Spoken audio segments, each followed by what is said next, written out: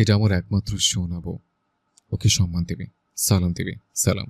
এরপর আকাশ বাঁ হাতে হাত উঠিয়ে ইশারায় দেখায় এভাবে সালাম দিবি। আকাশের কথায় কুকুরগুলো সব তাদের সামনে এক পা উঠিয়ে সত্যি নাড়াতে লাগলো। এটা দেখে সন্ধ্যা কুকুরগুলোর দিকে বিস্ময় দৃষ্টিতে তাকায়। তার কাছে ব্যাপারটি একদমই নতুন লাগলো, ভীষণ ভালো লাগলো। আকাশ সন্ধ্যার বিস্ময় মুখ দেখে একটু হাসলো। সন্ধ্যার গাল তার মুখ বরাবর। আকাশ গলার স্বর নিচু করে গুনগুনিয়ে গায়, শোনো না রূপসী, তুমি যে শ্রেয়সী, কে ভীষণ উদাসী প্রেয়সী, না না না না না না জীবনের গলিতে, এ গানের কলিতে চাইছি বলিতে ভালোবাসি। ভালোবাসি বলার সময় সন্ধ্যার সাথে আকাশের চোখাচোখি হয়। সন্ধ্যার চোখ জোড়া টলমল করে ওঠে। মেয়েটি ইশারায় করে আর ঠোঁট নাড়ায়।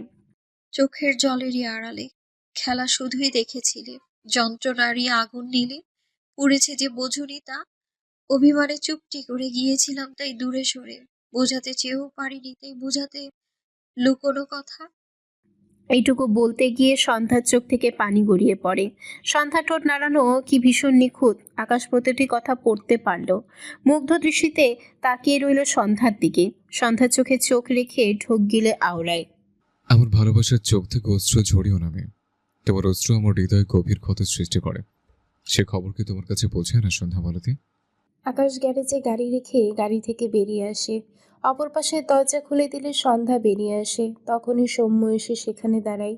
সন্ধ্যার উদ্দেশ্যে বলে, বনু, তুই ভিতরে যা, আকাশ ভাইয়ার সাথে আমার কথা আছে। সন্ধ্যা আকাশের দিকে তাকালো। আকাশ সৌম্যর দিকে চেয়ে আছে। সন্ধ্যা মাথা নেড়ে বাড়ির দিকে গেল। আকাশ ভ্রু কুঁচকে বলে, কি বলবে?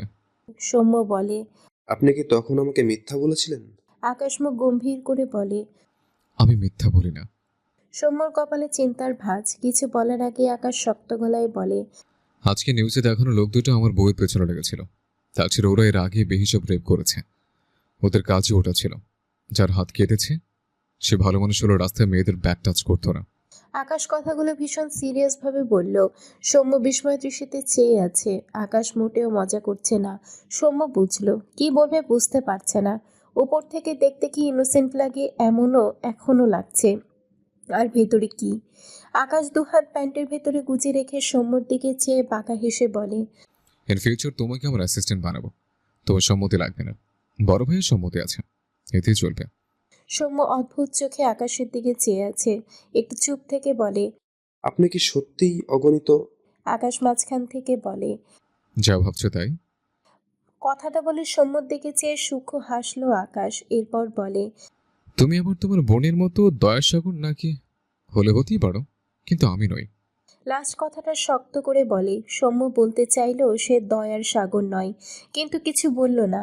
সে আকাশের মতো খুন করার সাহস না রাখলেও আকাশের করা কাজ তার উপরে বিশেষ প্রভাব ফেলল না। আকাশ পকেট থেকে সিগারেট বের করে দুই ঠোঁটের ফাঁকে রাখে। লাইটার দিয়ে আগুন জ্বালিয়ে লাইটার প্যান্টের পকেটে রাখে। সৌম্য অবাক কণ্ঠে বলে। আপনি সিগারেট খান? আকাশ ভ্রু কুঁচকে বলে। চোখের পাওয়ার কমলে ডাক্তার দেখাও। সৌম্য বিরক্ত হলো। উপর উপর এত ভালো সেজে থাকে, ভেতরে বাজে স্বভাব দিয়ে ভরা। আকাশ চুপচাপ সিগারেটের অর্ধেক শেষ করে। এর মধ্যে সৌম্য কয়েকবার কেসেছে। আকাশ চোখ ছোট ছোট করে বলে। মেয়ে মানুষের মতো কষ্ট কেন? সৌম্য কটমট দৃষ্টিতে চেয়ে বলে। কারণ আমি আপনার মতো অসভ্য নই। আকাশ শেষবার সিগারেটের ধোঁয়া উড়িয়ে তার আধা খাওয়া সিগারেট সৌম্যর দিকে বাড়িয়ে দিয়ে বলে।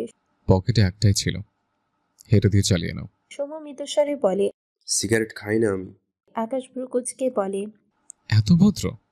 সৌম্য কিছুক্ষণ চুপ থাকলো। মৃদু হেসে বলে, জন্ম থেকে নিম্নবিত্তের মতোই বেঁচেছি। সিগারেট খাওয়ার ইচ্ছে কখনো জাগেনি।